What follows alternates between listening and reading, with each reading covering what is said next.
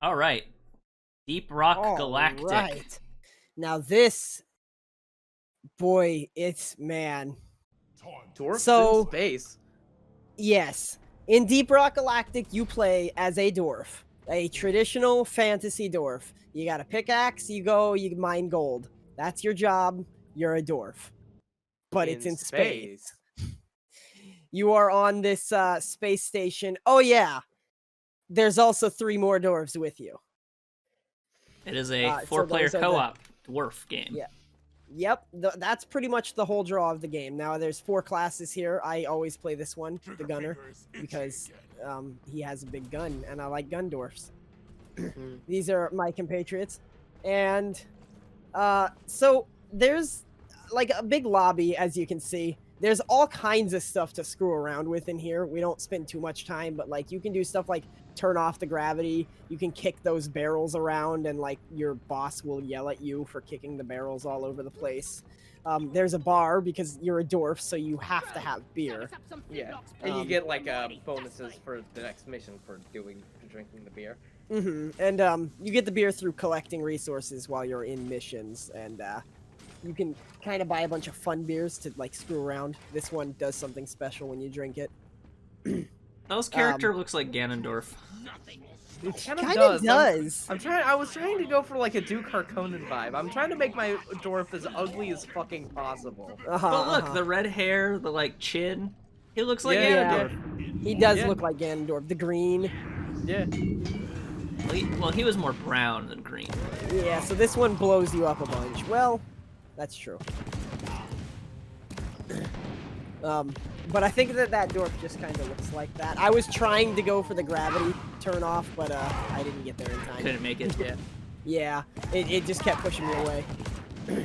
I didn't want to spend 20 minutes in the lobby, so I decided against pushing the gravity button. Yeah. But the lobby is very fun. I have many hours in this game, and I'm sure that many of the hours in this game have been spent in the lobby. Yeah. They give you lots of reasons to dig around in it, which is nice. Nothing tangible, but, you know, it's fun.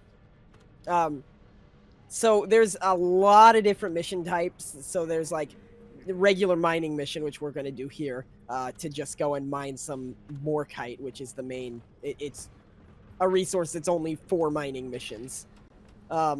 You have, like, egg hunts where you have to go find insect eggs and bring them back. There's a... machine salvage where you have to salvage machinery that another crew screwed up and lost. How many different missions would you say there are?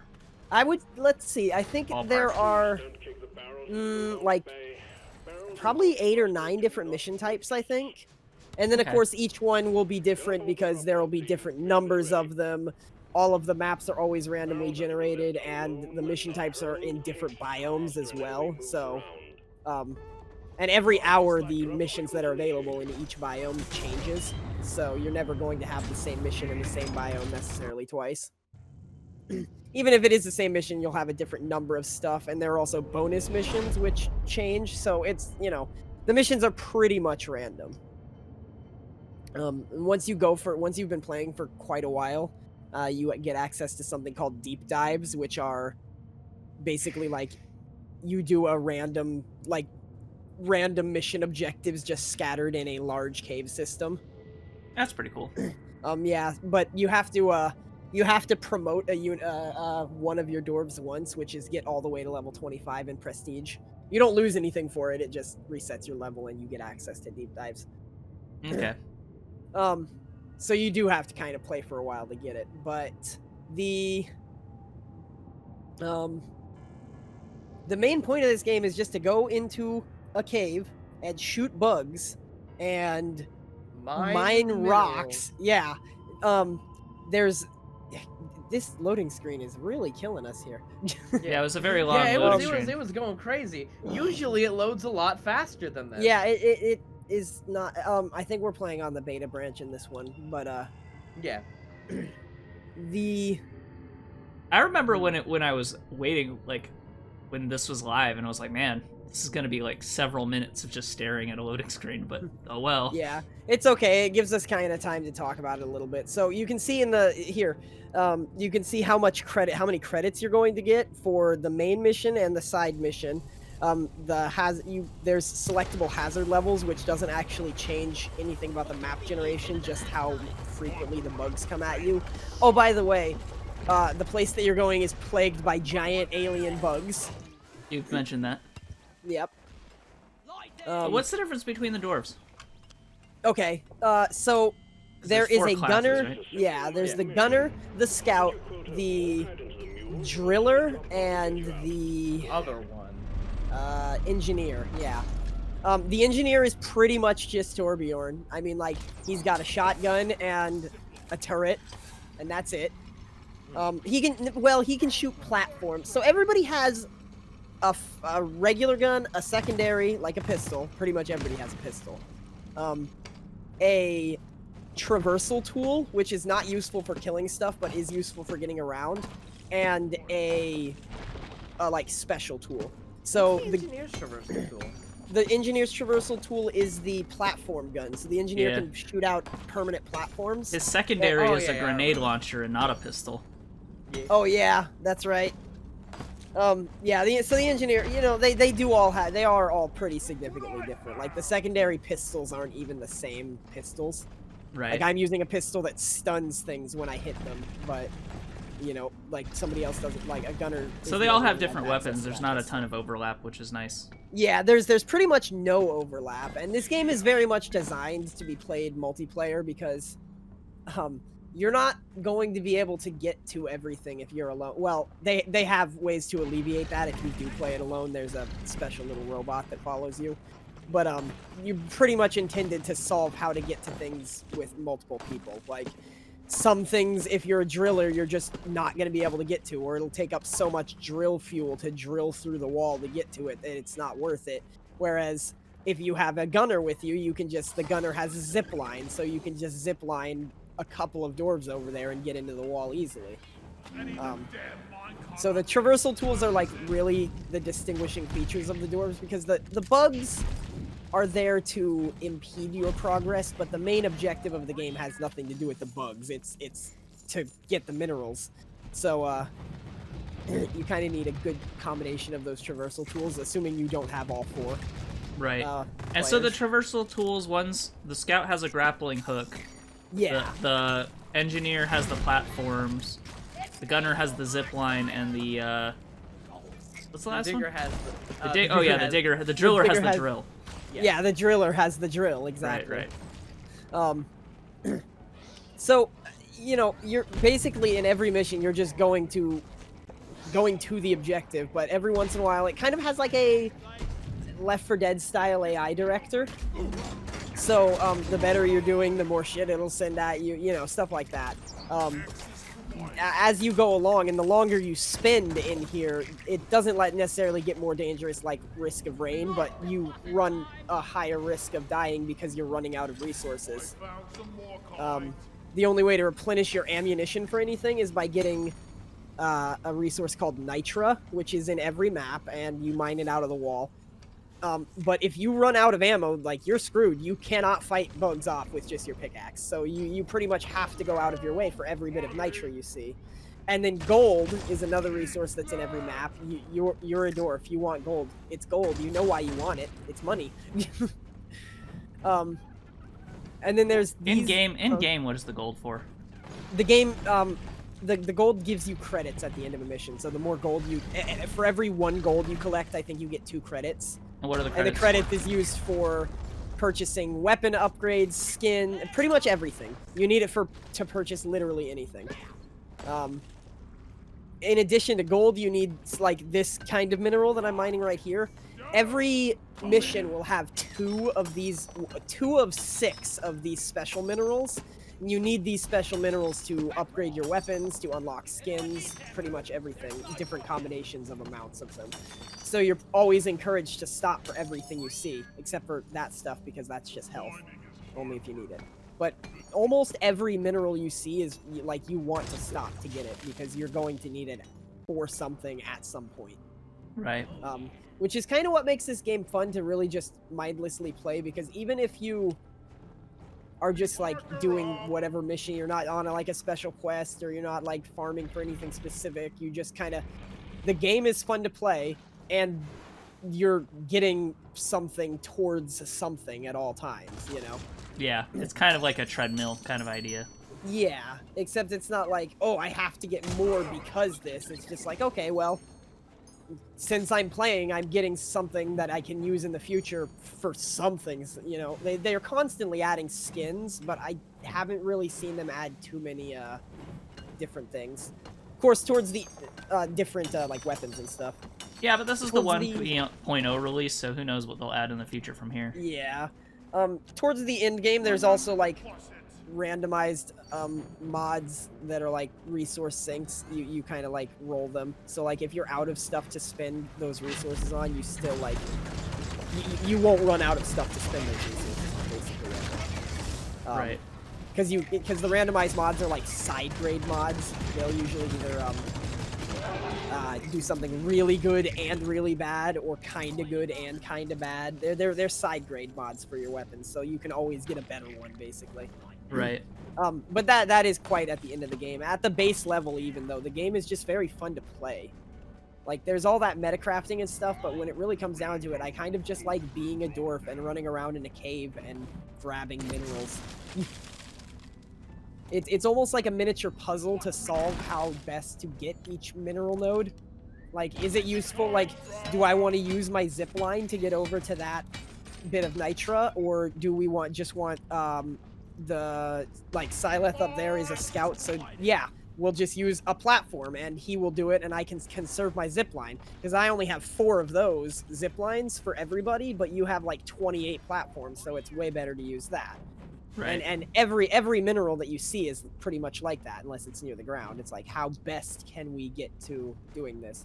So it kind of is almost a mixture of impromptu puzzle solving and combat interspersed in between in each level. How many different enemy types are there? Let's see. There's several. Yeah, there's a lot. So there's the normal glyphids that you see, little guys running along the ground. There are Praetorians, which are in every map. These are the ones that are in every map. There's spiders. The Praetorians are the bigger spiders, right? Yeah. There are a lot of variants of the tiny spider guys. Like, there are guys that shoot webs. There's guys that shoot acid. There's guys that run at you. There's guys that can take a lot of damage. So there are a lot of variants of just the regular dudes. And then the Praetorians are big ones. And then there's a bigger one than a Praetorian, I believe, called an Oppressor. And then there is a boss type enemy called like a Dreadnought, I believe. Dreadnoughts can sometimes, if the game decides that it just wants to fuck you up today, they can invade your run and just come after them. But normally Dreadnoughts are like a special mission type. You have to go and kill 2 Dreadnoughts. It's like a boss level. Sometimes they can just show up, though. Yeah. And then there are also a lot of the flying enemies, which we didn't get in this mission. Yeah, they don't live in the they're in different biomes, so you can kind of expect what mission. What enemies will get based on based on what biome. Like, obviously flying enemies aren't going to be in the ice caves, but yeah, sometimes they'll grab you. There are things like a la Left 4 Dead that will grab you to where like you can't run off on your own, but they're not in every map. So if you know what maps are what, or like what biomes have what enemies, you can kind of avoid a lot of Left 4 Dead style I need someone else to save me things. Right. There's those little floating guys. There's also those big deck guys who have exploding pus bombs on them. Or whatever. there are both large and small guys that run at you and blow up. So like there's quite a variety of enemies. Like, we don't even see everything that there is to see in this one. There are enemies that can like burrow and snatch you away from your team. There are enemies that can like roll around like a fucking hedgehog or something. There's all kinds of special units for different biomes. Well, that's good. Yeah. They put a lot of work into this game, and when I started playing it, they didn't even have all of those. So they have added a lot of enemies. They've reworked the map generation several times so that like you don't get just like this, you would think that with cave generation like this, you would get some weird things, and sometimes you do, but there's never a point where you'll find something that you can't progress. Like they've really worked hard on the generation of these caves. Right. So yeah, the 1.0 update is actually going to be out today, I assume. Yeah. Yeah, by the time this video is today, going up. as of this upload. Yeah. I just love everything about this game. There's so many mission types to keep you entertained too. Yeah. That's one of the things about this game. Like, if the mission types didn't have variety, if it was like just about like, if it was just this, then the game would get very boring. But yeah, there's a lot of variety in this game. There's my piece of shit. There's a lot of variety in this game, just that you can fuck around with. It's really wonderful. And even there's also a lot of like upgrades that you can actively work towards. There's a lot of reason to play this game. It's great fun. It's a great co-op game. The upgrades I find don't really make you any stronger per se. Like, yeah, you get a little like marginally stronger just by having something that you didn't have, but there is no like clear, like, it's either, okay, well, at this stage of upgrade, I can either have plus ammo, plus fire speed, or plus damage.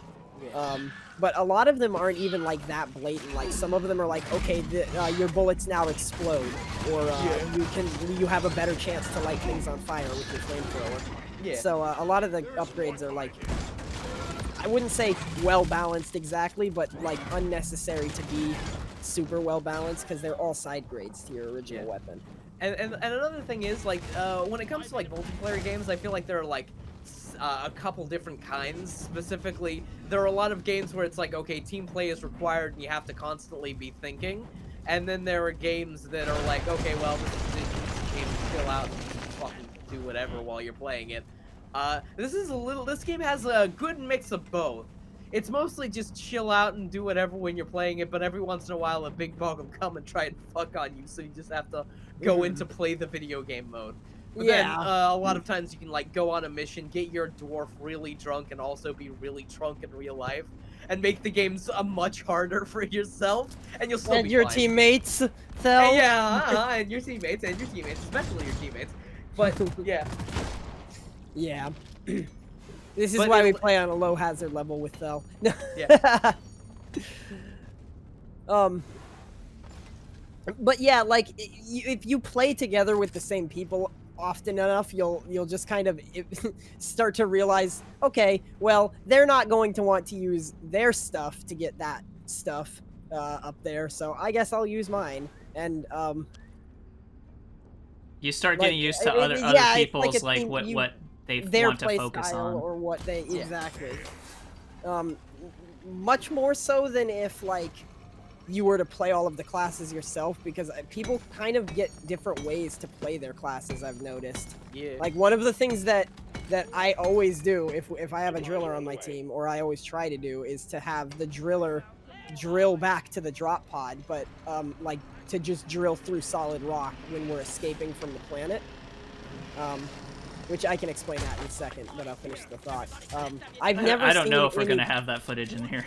Yeah, so I might have to clarify that one. But I've never seen anybody else do that when I go into public games. Like, people just run back to the escape, but the driller has a drill that can go through any material, so it's much better to just drill towards it. Yeah.